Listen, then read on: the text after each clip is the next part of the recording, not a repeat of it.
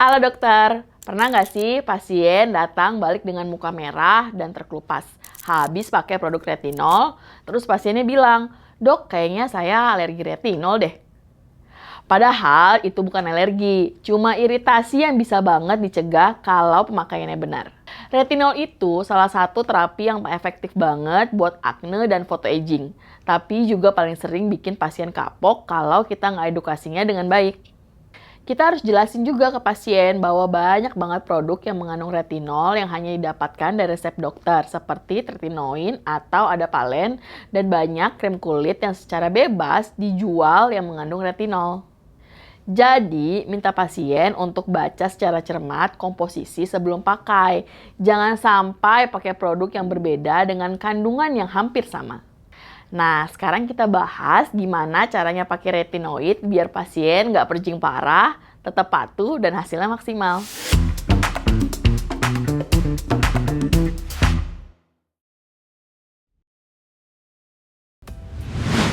Nah, prinsip pertama, start low and go slow.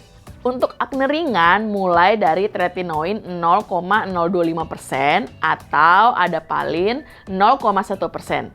Cukup dipakai 2-3 kali seminggu dulu ya. Kalau toleransinya udah bagus, baru naik tiap malam atau ganti konsentrasi yang lebih tinggi. Titrasi bertahap seperti ini menurunkan efek iritasi dan meningkatkan kepatuhan pasien. Tretinoin itu simple, tapi kuncinya ada di cara mulai. Jadi kulitnya dibuat kuat dulu. Pada akhirnya dipakainya 1 kali sehari pada malam hari. Tapi banyak pasien yang nggak langsung toleran. Pakainya cukup tipis-tipis dan hanya di malam hari. Hindari area mata, bibir, lipatan hidung, dan area mukosa. Sekarang soal pelembab. Dulu sandwich method sempat populer. Pelembab dulu, retinoid, baru pelembab lagi. Tapi hasil studi ex vivo baru dari American Academy of Dermatology 2025 nunjukin kalau full sandwich seperti ini justru mengurangi bioaktivitas retinoid secara signifikan. Kemungkinan karena efek pengenceran dan hambatan penetrasi. Sebaliknya, open sandwich, pelembab sebelum atau sesudah retinoid, terbukti tidak menurunkan bioaktivitas dengan ekspresi gen retinoid yang hasilnya sama kuat seperti kalau retinoid dipakai sendirian.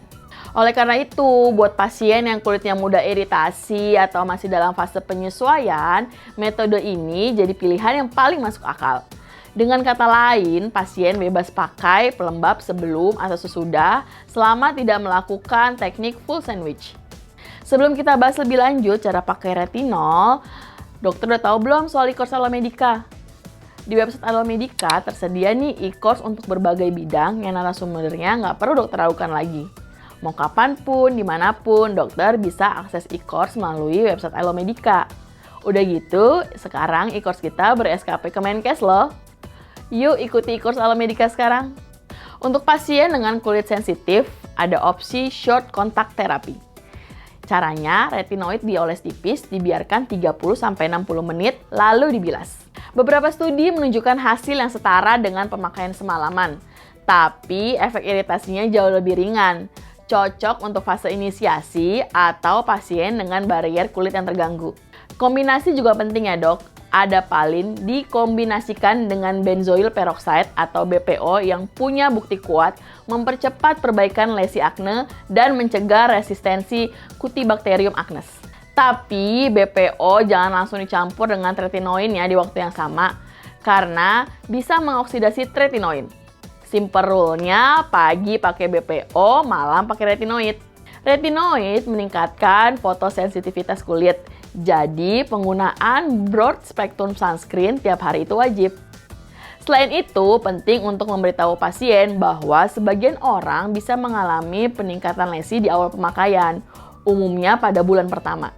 Itu bukan alergi ya, tapi reaksi awal yang kadang muncul sebelum perbaikan terlihat dan sering banget disalahartikan sebagai purging.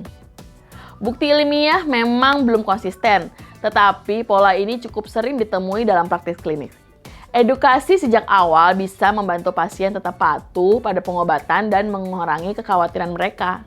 Terkait keamanan, semua retinoid topikal tidak direkomendasikan pada kehamilan ya, karena potensi teratogenik. walaupun absorpsi sistemiknya minimal. Nah, untuk ibu menyusui, boleh dengan hati-hati di area kecil, hindari kontak langsung dengan bayi dan selalu cuci tangan setelah penggunaan. Jadi, intinya, mulai dengan pelan, titrasi sesuai toleransi, pakai pelembab dengan timing yang tepat, kombinasikan dengan benar, dan jangan lupa sunscreen serta edukasi purging. Semua langkah ini terbukti meningkatkan kepatuhan, menurunkan efek samping, dan memperbaiki luaran klinis. Kalau dokter punya retinoid favorit di praktek keseharian, share di kolom komentar ya dok. Yuk, like video ini dan share ke teman-teman dokter biar makin banyak yang up to date. Subscribe channel Alomedica dan nyalakan lonceng notifikasinya supaya nggak ketinggalan pembahasan seru lainnya. Jadi dokter andal dalam genggaman, salam Alomedica.